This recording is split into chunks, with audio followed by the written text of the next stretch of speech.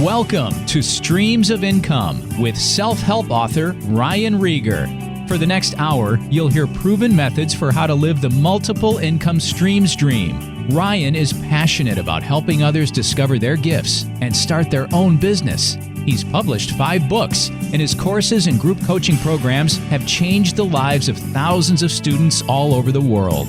Ryan's books include Private Label, The Easy Way, Finding Your Grace Place, and his latest, Streams of Income. And now, here's your host, Ryan Rieger. Hey guys, welcome back to the Streams of Income radio show. I'm your host, Ryan Rieger, and today we're chatting with my friend Chris Carter. So this is a interview that we did inside the Legends group, and we're talking about how Chris has a almost completely hands-off Amazon business. He said he works about 5 hours a week. He's got a VA. He's got several VAs that source for him, a VA that buys products for him, and he doesn't even touch the product. He has a prep center, and he has somebody that comes to his house and preps as well. And so just amazing. I know a lot of you that are selling on Amazon, you want to be in a position to where it's very hands-off for you. And Amazon business is not passive, but he is somebody that has gotten his business to about as passive as I've ever seen. There's another episode I did with my friends Gary and Gay Mosley, who also have a very hands-off Amazon business. But in this episode, we talked a lot about that, about how he got started, about how he finds his VAs, how he interviews them, the questions that he asks them, and talk about how he even gave us some tips. Has a car dealership in North Carolina, and even tips for if you're ready to buy a car now. So this was a fun episode, full of information. I took a lot of notes. You're going to love it. Here is my interview with Chris. So let's just jump into this. Chris, tell us about yourself and how you got started selling online. Sure. Yeah. So Chris Carter, I'm from Western North Carolina. I've been on Amazon and started out on eBay, but then transitioned to Amazon for about 6 years. Mainly the business model I focus on now is online arbitrage. I've done a bunch of different things, mostly unsuccessful throughout the years, but in the last 18 months, I've kind of hit a good stride with online arbitrage. So awesome. I've got a decent sized team built out now and yes, some good sales numbers, and it's just I'm excited to be here with you for a few minutes this evening. Yeah, for sure. Tell me, it seems like we always talk about people's successes, but nobody ever just jumps into any business, and usually he's not instantly successful.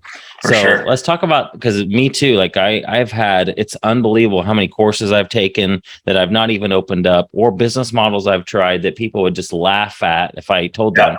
I probably should go back. I'd have no problem telling this group some of those things. But tell me some of those things that you tried that didn't work out well.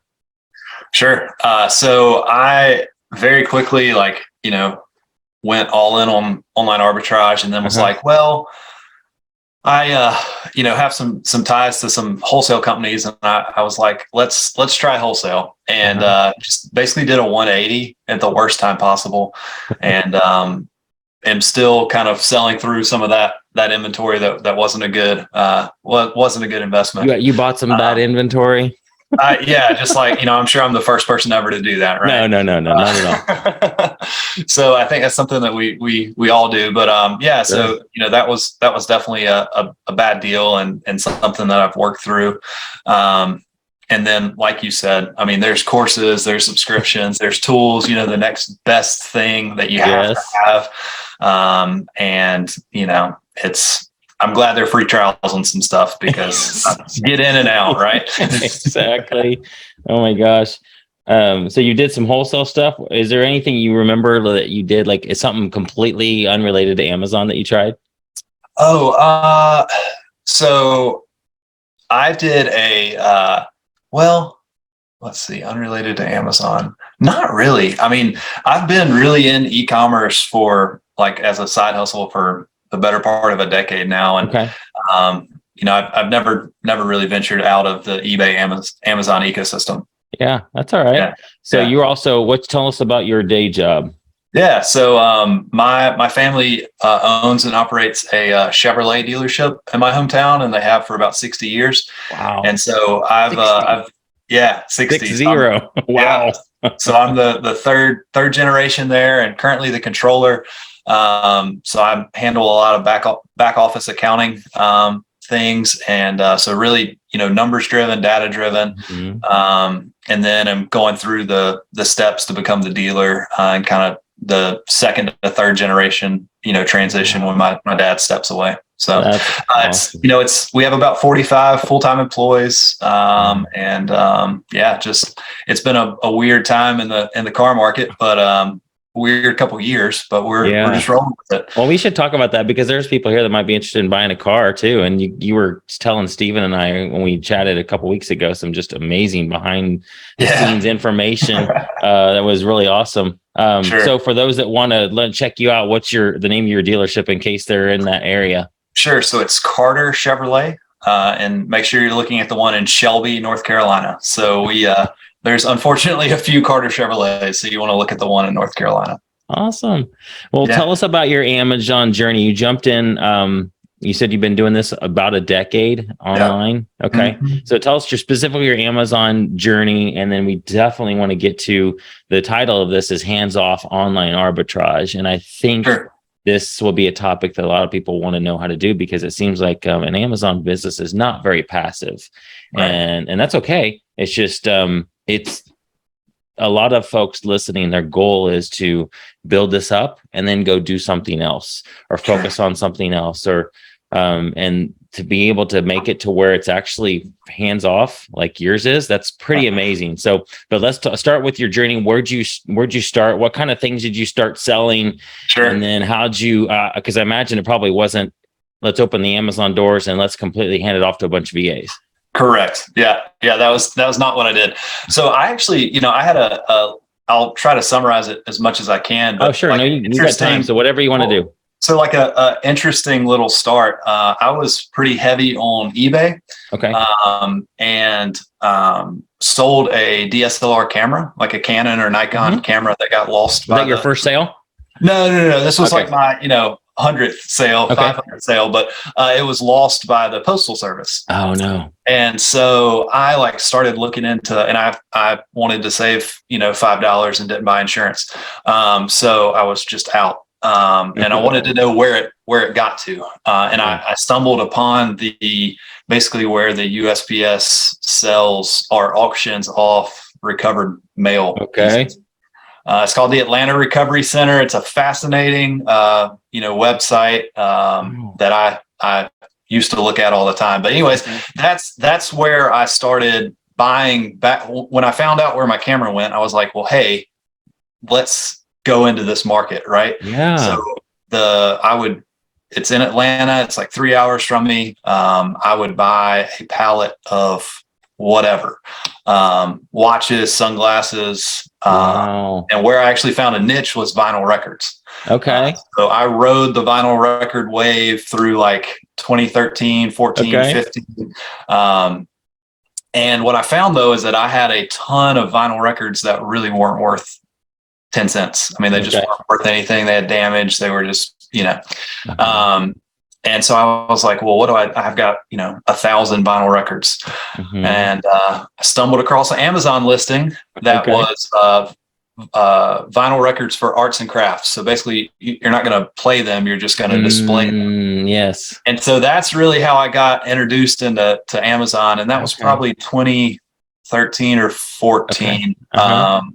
And did the really early stages, went through and got a trademark on a brand and made some early private label listings. And it was funny because I was doing it all in my house. Right. So I was boxing up 25 pack of records and sending it all out. So I did that for a while. And then, after college, early career, I kind of let my Amazon account sit dormant. But when COVID started, I was like, hey, we don't have any cars to sell. So let's see what else I can sink my teeth into. Yeah. And had to find my login again, had to, it somehow had not gotten deactivated. And that was probably mid 2020. And, just started there. So, I found online arbitrage and started doing, I've gone through a lot of training classes and watched countless number of YouTube videos, and just found a niche with online arbitrage. But really, I think the thing that you wanted to talk about and that I want to talk about is how to transition from having a second job, which I have a great first job. I didn't want to build. I didn't want to create another job for myself. Right. And how to transition into handing that bits and pieces off when it made sense, and outsourcing and really allowing myself to scale way past. What did your days look like before you started hiring VAs? How did you add online arbitrage into your day? Yeah. So I would get to the office and source a little bit. Yeah.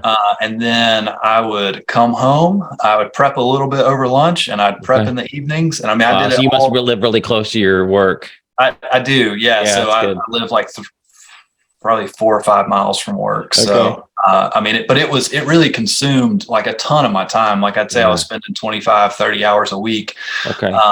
And it was, but I was so focused on getting the shipment out, getting that replen bought, that I couldn't actually zoom out and focus on, hey, how can I be more strategic in how I deploy my capital or how I actually structure this business? Yeah.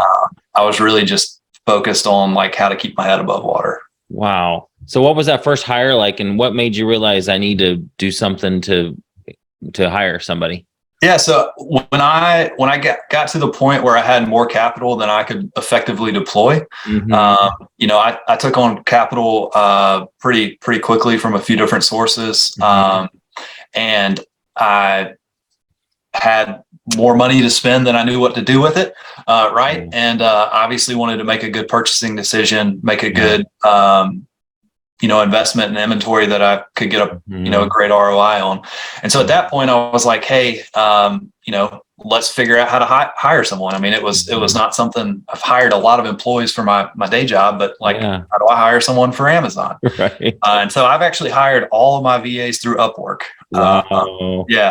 And it's I've got a simple 3 or 4 sentence job posting. Okay. And I normally select about 10 people to interview. Yeah. And I've at this point, I will hire 3 or 4 with the intention of retaining about 2, sometimes 3, but normally 2. Okay. And they schedule their own interview in a shared Google Sheet, and it's just we have a 10 or 15 minute conversation to assess a few key things. Wow. And I've had good success with it. Okay. When you post a job description, approximately how many applicants do you get? I normally get 60 or 80 in a day. Yeah, that's what I've heard. It's insane. Yeah, it is. And I put that I'll pay, I think $4 to $6 an hour. I'm really clear on what they're going to be doing. Every VA that comes into my company is a sourcing VA first. I've moved a lot of people up from that level, but they all come in as a sourcing VA and kind of learn the ropes, learn our processes here. And then they can have room to grow from there. Yeah. Wow. Are you, what are you, because this is just fascinating. I'm interested in VAs, but I know this is great info for everybody else that's listening as well. How are you narrowing it down from that 60 or 80 down to the 10 that you want to talk to? So, I kind of feel goofy for even saying this, but one of the things I do is, I put a very specific question in the job posting, right? That's what we do too. So what's your favorite, whatever. And if they don't answer that. Right. And if they don't answer that, it's an automatic reject. They didn't even read it. Right. And then the next thing is I want someone I normally don't hire a brand new VA if it says they've had, $0 earned, 0 experience. I'll normally pass over them, but I also don't want somebody that's made or earned, $5,000 because they're probably going to have $5,000 worth of bad habits. And so I want someone with just a little bit of experience. I normally look on Upwork for below $1,000 earned.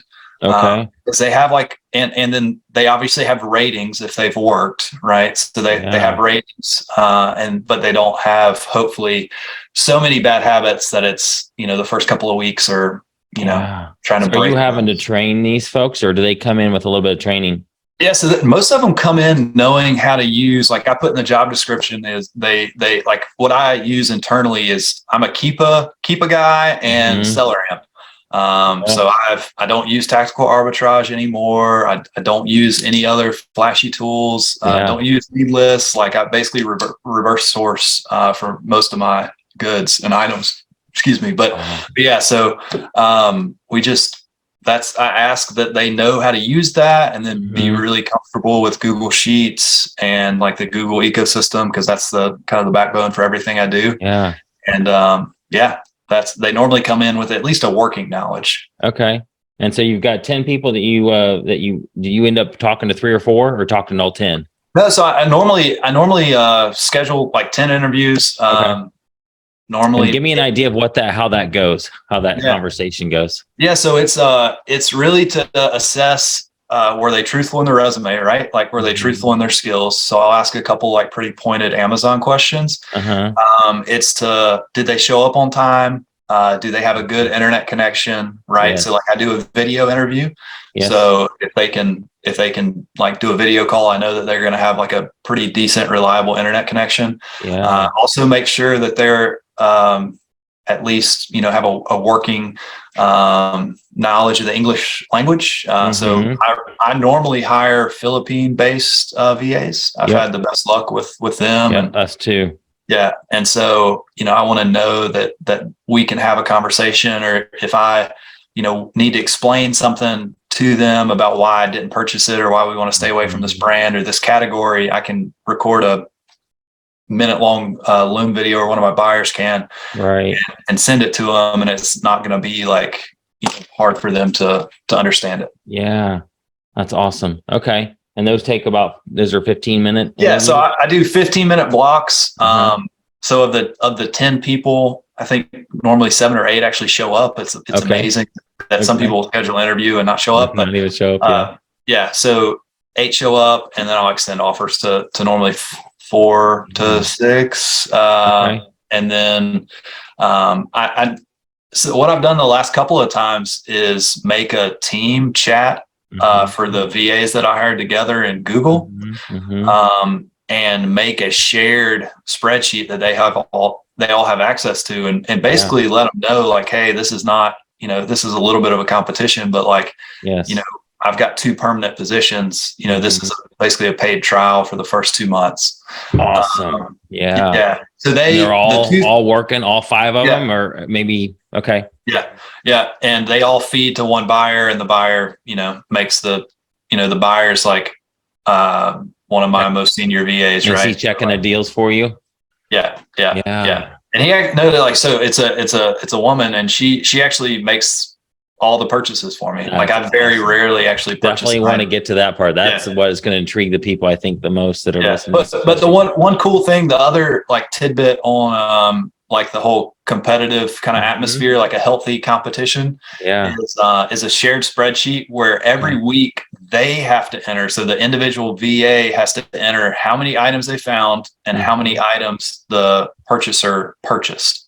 Right. Love it.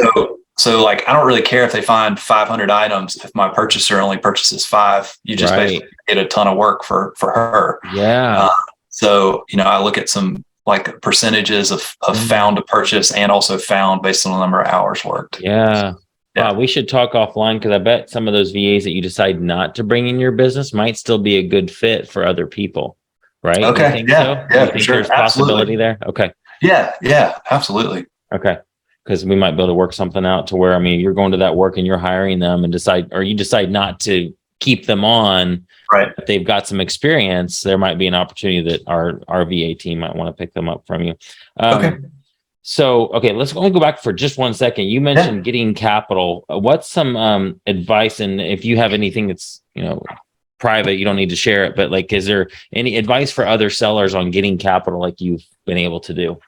Yeah. So, what I found is once I actually had a proven track record, and I could sit down, whether it be with, an Amex of the world, or a local bank, or someone, in your local community. Once you have a proven track record of, hey, I know that if I deploy this capital, I can get an X% return in the next 3 months. Right. Yeah. And I've done it for the last 12 months. I I know I've got products to purchase. I've got a prep center. I've got my prep sorted out. Like I've got a healthy account with Amazon. Basically, once you can prove like that you have a good track record and a knowledgeable way to make them a return, it's like telling people no more than it is asking for money, right? Yeah. I think there's so much money in the economy right now that people are chasing returns, right? And so if you can be the person to supply them with a return and you can develop a relationship with them and they can learn to trust you, it's easy to find the money. The hard part is building the kind of the system and the ecosystem to deploy that and get those returns. So I've taken on capital. I've not done Amazon lending. I did do a Marcus line of credit through Amazon. I've got like a long relationship, and my family's business has a long relationship with American Express. So I've leveraged some business credit cards there, as well as a Kabbage line of credit. I think they just either invested or purchased Kabbage. Yeah, I've been getting those ads from Amex about Kabbage. Yeah. So it was a sweet deal, and it's pretty aggressive. And then obviously some other sources, kind of from more personal relationships. That wouldn't Kabbage in the past has not been that good of a deal. What kind of give us an idea of what some of the terms might be right now? It was I think it's a 12-month. I can look it up, but I think it's a 12-month term loan. Definitely single digit interest. I think it was more like 6 or 7%. But again, if you can turn that inventory 6 times and make 30% gross, like it's a no-brainer. Oh, for sure. So it's a you just have to trust that you have the right process and the right team to deploy that and get the return you're after. Wow. That's so good. What was the feeling after so your first VA you hired was a sourcing VA? Yeah. So I hired 2 at the same time. I hired a sourcing VA. She's actually still with me. She's my buyer now. And then I hired someone to focus solely on wholesale, and he is no longer with me. So I've definitely made some bad VA hires too. But I've made a few very good ones. What was that first day after they started working for you? What was it like? Oh my gosh, I have nothing to do now, or Well, so I was so behind at that point, right? Like I think I waited a little too late to actually hire my first VAs. I was so behind on. At that point, I was sourcing, was purchasing, was prepping, I was driving. I didn't know of Pirate Ship, where you can pay $3.80 to have them pick it up. Had no idea. I was taking just a carload to the UPS store every day. I was not working efficiently with my time. And so, that was like when I hired that VA, it was a great feeling, but it was also like, now, that's a one little part of a life raft that's blown up, but let's try to still keep our head above water. I was not out of trouble yet. Wow. So what was the next hires, and what point did you come to the realization that you could actually have them buy for you? Because we have a lot of people that have VAs for sourcing, but there's very few that have a VA that actually makes those purchases for you. So let's see, I did that process for about probably 6 months. And there was just that, and I added a few VAs and subtracted a few VAs in the process, right? But there was that one just standout VA, and she got it. She was great. When I gave her feedback, it was like a one and done, right? Like it's not like I had to repeat myself a lot or tell her 3 different times, hey, let's stay away from this brand. And we just had a good working relationship. And so how I eased her into that, so I didn't just say, hey, go buy, her spend goal this month is about 50 grand. Right. Awesome. And so like, it wasn't like, hey, here's my Amex, go spend $50,000. Right. So how it started, how we really went through 3 phases. So the first phase is what we've been talking about, where she was finding products to buy. The second stage is she spent half her time finding products to buy, but she spent the other half of her time doing replens from within Seller Central. So I had already made the purchasing decision. So it was something that I felt comfortable selling, and looked at looked at IP Alert, looked at all that. And she would go in to Seller Central, see how many it said for us to buy, And then she would re-examine the Keepa graph and all the metrics to make sure it was still profitable. And Yep. if it was profitable, she would make the purchase then. Yes. And so we did that for about 3 months. And then it got to a point where I, again, had access to more capital than I could deploy myself. And so I knew I needed to build, another layer of the team. And so at that point, I made her the manager of a couple sourcing VAs. Okay. Right. Yep. So now she's the purchaser, but she also has 2 VAs that report directly to her, and that she provides feedback on. And she's checking their deals for you. She buys their leads. Wow. So she spends no time actually finding new products to sell. She still buys the replens for me, but she also purchases like new products from those 2 VAs. And so they keep her hopper full, and and it's worked out well. So I've been doing that. I think this is the 4th month, and it's amazing. It's scary, right? I mean, it's a little intimidating to know, at this scale. I think I'm at this scale. It's terrifying to say, like, hey, I think our first month spend goal was like 35,000. I was like, I need you to spend this. And it was a really it made you feel just a little exposed. For sure. I've got a lot of checks and balances in place to make sure there's nothing shady going on. And it's been nothing but a good experience. And I actually, every time that I've moved her up in the organization, she's had opportunity to make more money. And now she's on a base plus commission type setup, and she can make a good living, especially in the Philippines for what she does for me. And I, it's just been a good relationship, and it's benefited me, and it's definitely benefited her. Yeah. Okay. So you have how many VAs that are sourcing for you right now? So I, at this moment, have 3 full-time sourcers. Okay. And then I've got the 1 purchaser. Okay. And then I have another VA that's just kind of in the wings that does a bunch of miscellaneous things. Yeah. Okay. So so she uses, she have 1 credit card that she's using. Okay. And you just, walk us through the process of getting the actual logistics of that. Does she have like an employee? I know she doesn't have a physical card. She probably just has the number. Right. Is it just an employee card, the employee number? Or is it your actual number? It is my actual number. Okay. That's fine. I know that there are people that would say I'm an idiot for doing that, but the good thing about it being my actual number is that I'm not alerted to every purchase she makes. That'd be horrible, horribly annoying, right? But that's true, because with an employee card you might be, right. But I'm in that account at least every twice a week, and looking over things. I've got I'm an accounting guy, I have an accounting background, right? So, at the end of the month, there's a reconciliation between what showed up at either the prep center or my house and what was purchased. And let's make sure that,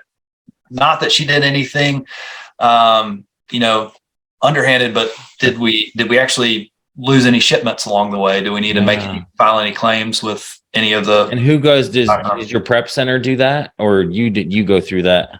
So I have a little unique situation with the way I do prep. So I sent anything that's more than, I'm in North Carolina, so our sales tax is 6.75. If it's more than $30, it goes to a tax-free prep center. Nice. The buy cost is $30. If it's less than $30, it's still shipped to my house. Okay. So I have a 1099 employee that preps out. I've got a detached 2-car garage behind my house, and he works about 20 hours a week down there prepping here. Wow. And it's a high school friend of mine. We have a 20-year friendship.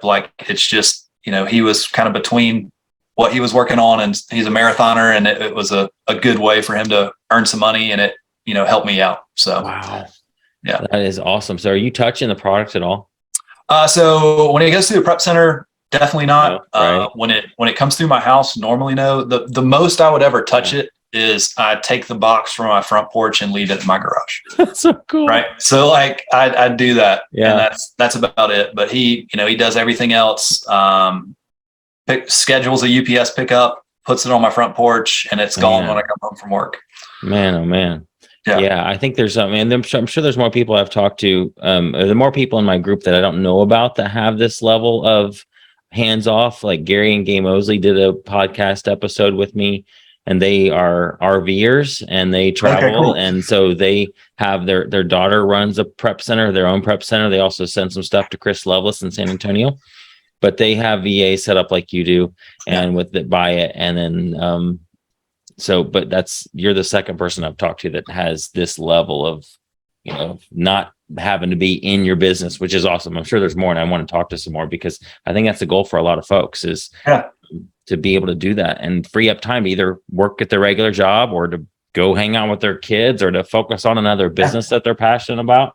So tell me, like, what is your, approximately how many hours are you working on your Amazon business in a week? 5 in a week. That's awesome. Yeah. I mean, I just, what does that include? Yeah. So, I still do the bulk of my repricing. So, I use Be Cool. Okay. And so I set up most of my repricing rules. I mean, it pulls in information from Inventory Lab and stuff, but like, I still tweak it. I spend probably an hour a week on, pricing. Spend 2 hours a week on just metrics, just general metrics, look at return rates and, just look at Inventory Lab for like a really quick overview of what's going on in the business. And, and then just 2 hours on miscellaneous tasks. It's, I haven't bought an item in a couple months. I know when we get into Q4, like I'll probably take a little bit more of an active role. But I also know that like my prep center is expecting, like, I think what'll happen is as I scale for Q4, like that $30 threshold is going to turn into a $20 threshold. And I'm going to send like even more products to the prep center. Right. Wow. And so, I mean, it's really at this point, it's managing and it's like process improvement and it's, hey, how can we do this better next month instead of like, hey, I mean, it really turned in from like a side hustle or like a way to make a few extra dollars to more of like managing a business. Yes. And that's been huge for me to even make that like mind shift. Because this is something, Chris, you could sell. Like if I wanted to come in and buy your business, you actually have a system that is independent of you. Like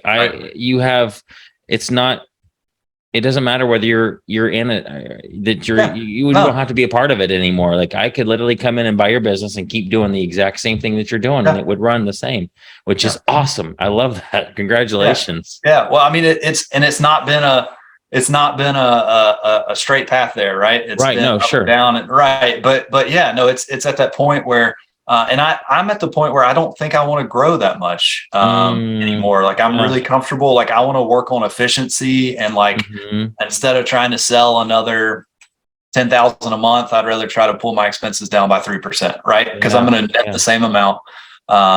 And that's like, but it's not any more work. It's just being a little more efficient, a little more creative the way you're doing your financing or shipping or anything like that. So, oh my goodness, this is so cool. Do you sell stuff that you look in your account like, what? We've got that? Like, oh my gosh, yes, all the time. Yeah. And so it used to be a game like when I got started, like, I would, I think everybody does it. You pull up the Amazon seller app and like refresh and see your sales for the day. Right. And it got to the point where like my wife would be like, how was your day on Amazon? And, this was like a year ago. And I'd be like, I sold whatever, 2,000 or 3,000. And like now it'll be like, I mean, I still have like key emails coming from Amazon, right? So like if I ever have like an account health issue, like it comes to me obviously, but like if it's just a normal day, or a normal week, like I check it maybe once a day, but probably every couple of days, just because I know that I've got great products that are priced right. Like they're gonna sell. That's so cool. And so it's kind of passive. Yeah. It's as passive as I think Amazon could be. For sure. Right. So this is definitely not passive income, but it's a fairly passive way to approach selling on Amazon. Absolutely. Do you make more on your Amazon business than your day job? No. Okay. You're not there yet. Okay. What's the approximate percentage? Like, I'm not going to ask you what your salary is at your job, but like as far as percentage wise, where are you in relation to? All right. And then I don't take a ton out of the business. So I move. Grow. Okay. Well, no. So I'm investing from within the business. And so the LLC is buying some assets at this point. So I'm not pulling a ton out, but if I did pull everything out, it'd probably be about 70%, 60 to 70% day job, 30 to 40% Amazon. Yeah. Okay. Yeah. Your business is buying some, what can you talk, is that something you can talk about, some of the assets that you're buying in your business? I mean, just dabbling in a few things. Probably shouldn't go too far down that road. Yeah. Yeah, that's fine. What are some examples of things that, I mean, I think like somebody could buy, they could end up buying real estate with their business, right? Yeah. If they wanted to, or buy a warehouse building and use it as or even hire, even lease it out to somebody that wants to do a prep center. Absolutely. Yeah. You could do like a Turo deal from within,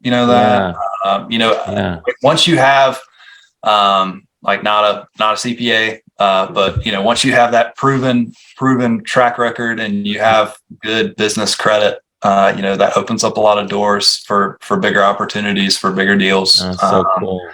And so that you kind of leave the Amazon business as like your revenue source. It puts up, I mean, I think we all know, like it puts up big numbers. You can run $1 million business out of a garage or out of a spare bedroom. Yeah. So your Amazon business, you're thinking about this as probably future wealth, right? It's not absolutely. Pulling the cash out now because you don't need to pull the cash out now. That's so cool. Yeah. So, I mean, it's all about kind of creating those different income streams, right? Yes. So you talk a lot about that, but like it's about, how can I stack those streams of income to get, my goal is not to really like retire early or anything. Like I'm going to be in my family's business for the foreseeable future, but I really want to diversify away from having like that just one stream of, or really in that business, it's like 3 streams of income from the various entities. I want to stack a 4th, 5th, 6th, 7th, as many as I can, so that they're not as big of a portion of my monthly income or my portfolio or my like future plan. Yeah. So cool. Let's grab a couple of questions from the group. Kimberly's asking, what percentage of your inventory do you prep in-house versus sending to prep centers? So I do, I'm a big apparel and shoe person. So I probably right now I'm about 50-50. So I've got a pretty big gap in my purchase price. So I'll do a lot of stuff that's under $25. And then I'll do a lot of stuff that's like $60 and above, with like, shoes. So probably 50-50. Okay. And Julie wants to know about how do you structure your VA's commission? So I know you said your main VA's on a flat fee plus incentives, but what's the pay scale for those other VAs and your main one? Yeah, so the purchaser has 3 targets that I change monthly, and it's really like, I set up pay plans like as part of my job. So it's you have to back into the action that you want, like the where you want to end up, like the Stephen Covey quote, begin with the end in mind, right? Yes. So like what I want her to do, she's got a target for monthly spend. So she has to deploy enough capital. It has to have a certain ROI. So it has to be greater than an ROI. And then it has to be a certain sales rank or below. Yeah. So if she buys a product that's, let's say, a 15,000 sales rank, that's got a 40% ROI, it's going to sell as long as it's priced right. And then if she deploys a certain amount of capital a month. So she is, I think she can make an extra $200 this month, which is about, a week or a week and a couple of days of her hourly rate. Yeah. And then the sourcing VAs, the ones, they are on more of a flat, but then there's kind of, I've done different things. I set these up really monthly, but I've done things such as a bonus for if I buy, or if the purchaser buys more than X% of your leads. I'm a big, like in my day job, just about everybody in the company is on some type of commission structure, right? Yeah. Like even a cashier, right? You have to figure out what the desired what her desired tasks need to be, what her desired outcome is. And then you need to back into a way of what are some metrics where it makes sense to pay her Mm, whatever. And so that's how I've structured my approach to Amazon, instead of just a, yeah. hey, clock in and clock out, like, hey, clock in, and if I win, you win. Mm, Uh, and so I think that's also helped me with, my buyer. She makes $1,200 a month, yeah. but I'm asking her to spend $50,000. Yes. And so it helps kind of even that out. And I mean, we've had conversations about like, hey, you realize this is inventory that's going to be sold. It's not like, but Yeah. it's helped kind of alleviate some of that tension and set some pretty clear expectations. That's so good. If you had so this is kind of a selfish question here, because we're trying to figure out some ways to pay VAs, and because I also have a VA business. We're helping people like with social media and some non-Amazon type of things, and we're trying to figure out how to pay somebody who's not like in the business. They're like more managing it. Yeah. So give me an example of your cashier at your job, how you would, what kind of things, metrics would you use for a cashier to be able to give him or her incentives? Yeah. So, I mean, at the end of the day, so we reconcile the cash register daily. Does it balance? If it balances 25 days of the 30 days, you get X. Nice. She also posts warranty tickets. So like when we do warranty work on a General Motors vehicle that GM's going to pay us for, she enters that into a computer system. So if like that from the date the ticket's closed in service to when the date that it's posted, basically, is she using her time efficiently? Okay. If that's less than a certain number of days, we'll pay her extra. Nice.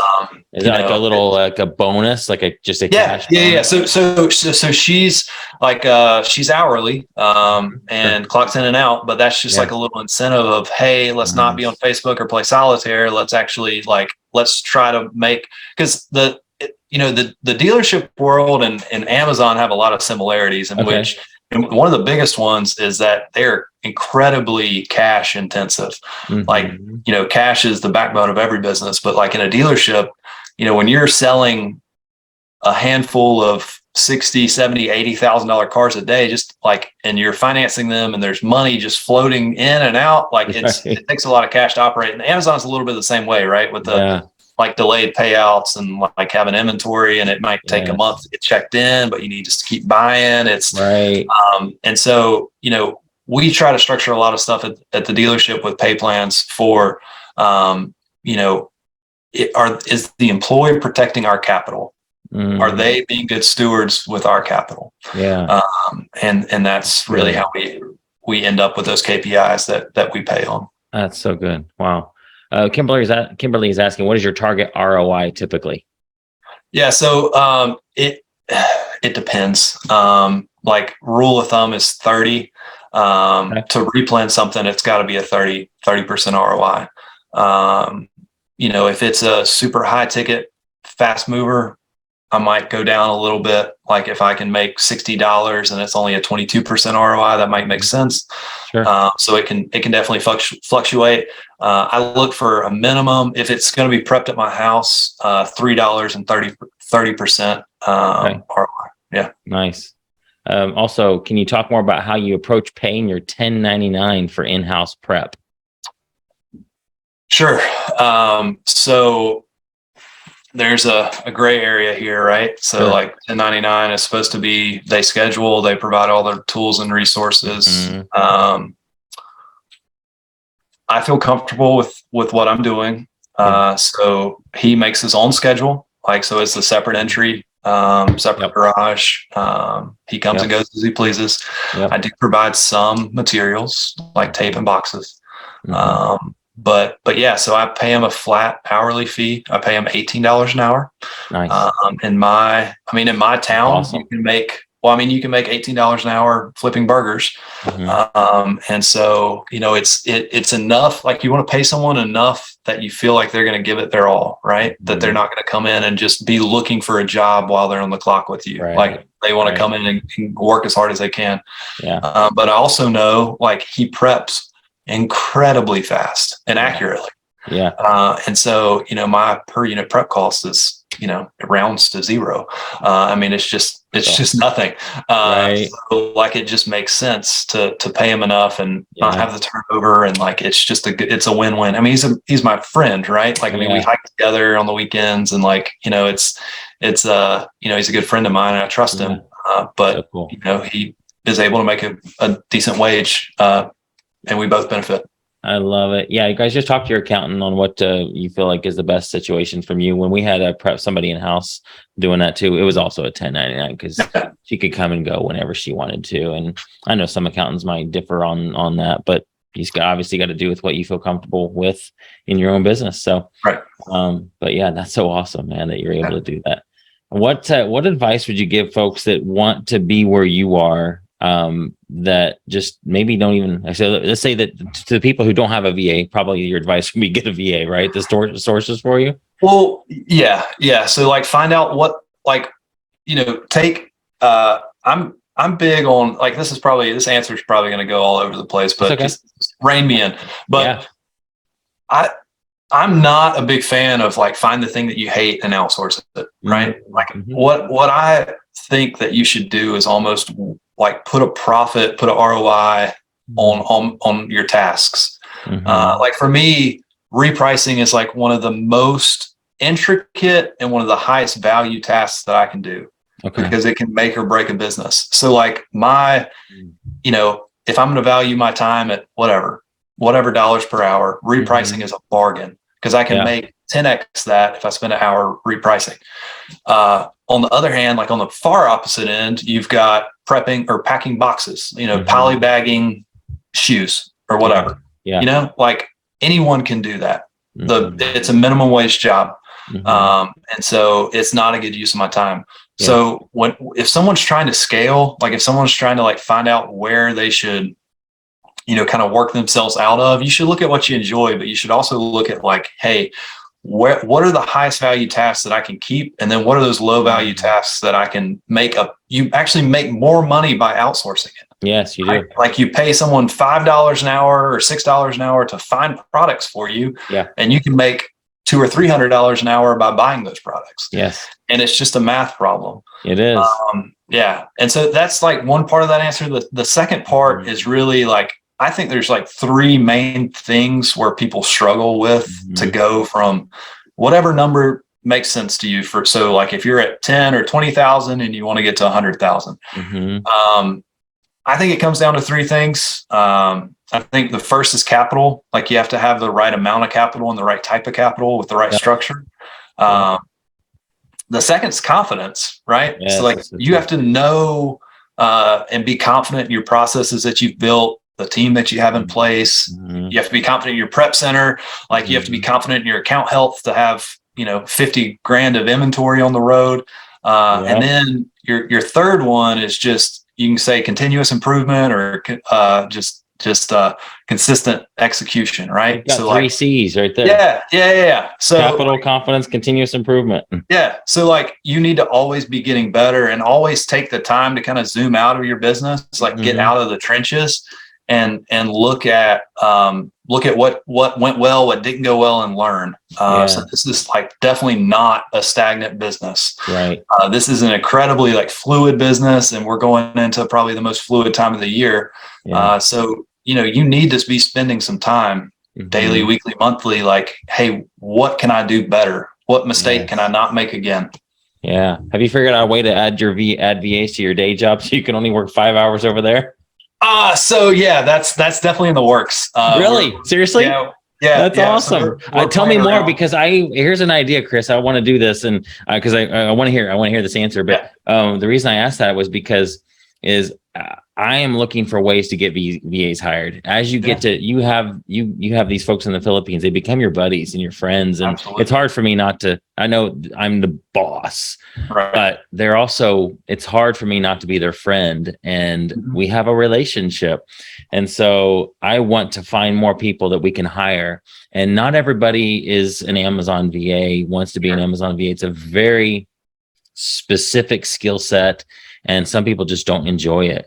And so there are a million other things that they can do though. And so one idea I had was, all these people that are working from home, why couldn't, if I was a regular employee working a regular job, especially if I'm working at home, it would be easier. And I had tasks that were kind of a little bit below me. Let's say they're paying me $40 an hour, but this task is $15 an hour. Why couldn't I hire a VA to do some of these things out of my own pocket so that I can become more valuable to my boss, saying, hey, I was able to get all this done. I mean, I'd probably tell my boss, hey, I have a VA working for me, taking off some of these mundane tasks. Now I have more time to work and do bigger stuff. Or I simply have more time for my family and I take a 40-hour work week and make it 10 hours a week. Yeah. So I want to hear what your answer is on how you're working, finding a way for a VA to work in a dealership. Yeah. So we have two outsourced departments right now. So we have an outsourced business development center that's it's not in the Philippines. It's actually like an hour up the road. Okay. But that has done great. So basically when we get an internet lead or even a phone call during business hours, it's immediately transferred to them. Okay. They respond to the email lead, they answer. So that's kind of like a proof of concept for how it can work in a dealership, even if it's within the US. The other department or the other task role that we've outsourced has been warranty work. So as I kind of mentioned earlier, like GM, when we do warranty work, GM kind of sometimes looks for reasons not to pay us. And so everything has to be, the I's have to be dotted and T's have to be crossed. And everything has to be nice and tight when we submit it for reimbursement. Okay. And so we use a virtual or agency there to actually facilitate that process. So, like VAs for Amazon come in with pretty specific skills. Like I don't think the average person, wherever they are in the world, is going to know how to read keep a chart or how to use Seller Amp or how to do reverse sourcing or any of that stuff. So it's finding things like that are pretty A to Z, like warranty receivables would be a great thing for a team of VAs to use or to learn how to do, and then just find dealerships, because every dealership's trying to outsource that. And so so that's a great thing that from like A to Z, it'd be pretty easy to hire people to do that and train them on the various manufacturer systems. Well, there's you certainly have a lot of experience with hiring VAs, but if you ever wanted to talk about partnering up together to create like that, I could find the VAs, and then you just have a series of videos that you do one time. Sure. And then you probably can think that how this would work all in your head, but you'd have a VA that would essentially probably be the manager of this department and a bunch of VAs underneath them that's doing all the work. But they're following your system that you explained in a 10-minute video. Maybe it takes longer. I don't know, but I'd be happy to chat about that. I think that would be cool. That'd be awesome. Absolutely. Man, Kimberly wants to know, did you discuss the amount of capital that he started with and at what point he started pulling money out of the business? We didn't actually ask that. How much did you start with at the very beginning? About 10,000. Okay. And then, so my corporate entity was set up in 2016. So when I started trying to open some business lines of credit, I had like a somewhat aged entity. And so it was a little easier to get those first lines of credit. And then it just scaled from there. So, And he's actually not pulling out a lot of money in the business. He's invested in other stuff right now. So able to take that money and put it somewhere else that it's almost like, we're planting another tree, right? Where absolutely. The seed, your Amazon business income is seed for something else. You plant it in the ground, it becomes, a tree that can pay you forever. Yeah. And I mean, so it's like some of it's going into, crypto and DeFi and like that type of stuff. And some of it's going into more traditional asset classes. And it's we could talk about the crypto DeFi stuff, because I have another group I'm a partner of. I'm a member of that group. Okay, cool. All right. Yeah. Happy to chat about that later too. But I'm doing the same exact thing. Yeah. And I mean, it's the best way. So like from a tax strategy, as well as like just a general investment strategy, it's great to not pull it out, put it back in and pay taxes twice. So it's great to just leave it in there and have it keep working for you. It's like another employee, right? Whether it's a warehouse or a rental house or is your LLC it's the same LLC for Amazon as you do for the DeFi? Yeah. Okay. That's what I have right now too. So I don't have it set up completely like that. I've been doing my personal for a while and I need to switch over. So yeah. Cool. Chris, thank you so much. This has been enormously helpful and fun. Got a lot of things I would love to chat with you offline about. Sure. I think there's a ways potentially to work together, or we didn't even talk about your car, about the tips for cars. Okay, real quick, give us a couple tips for people that are thinking about buying a car right now. Yeah. So the first and easiest thing to remember is if you can buy a new car right now at MSRP, you should definitely do it and not buy a used vehicle. If it's, I say used as in like less than 3 or 4 years old. Okay. I mean, don't compare like 100,000 mile minivan to a new one, right? The 100,000 miles is going to be way cheaper. But yeah, if you're going to buy a 2-year-old 20,000 mile versus a new one, just buy the new one. You're going to come out ahead as long as you pay MSRP. Don't pay a dealer markup. Okay. Second thing is dealers make a ton of money in the F&I office. So if you have a finance and insurance, so it's like where you go sign the paperwork. Yep. So you normally agree on numbers with a salesperson, and then you normally sit around for like an hour and try to figure out what the heck is going on. And then you go back to like a little stale office and sign paperwork. So in that office, like it's great if you can arrange your own financing. So, go to a bank or credit union. Okay. Lightstream's a great source. I've used them for some purchases in the past. So, bring your own money basically. Yeah. And then don't buy products in the F&I office. Like they're extremely marked up. They're good products. And they definitely serve their purpose, but that's dealers beach house money. Wow. Oh my goodness. So those 3 things will save you some serious money. That's awesome. That right there is probably worth listening to this episode alone. Oh my gosh. Are your dealer friends that listening to this like, shh, don't say that? I mean, honestly, a lot of this information is just out there. It's just when you go to buy it, I think there's like buying a car. Most people don't wake up and they say, hey, I need to go take on $60,000 of debt today. Like it's a, hey, let's go drive that new car. And then it's like a more emotional purchasing decision. And so if you can go into it with like a few like hard and fast rules, you'll make it through a lot better.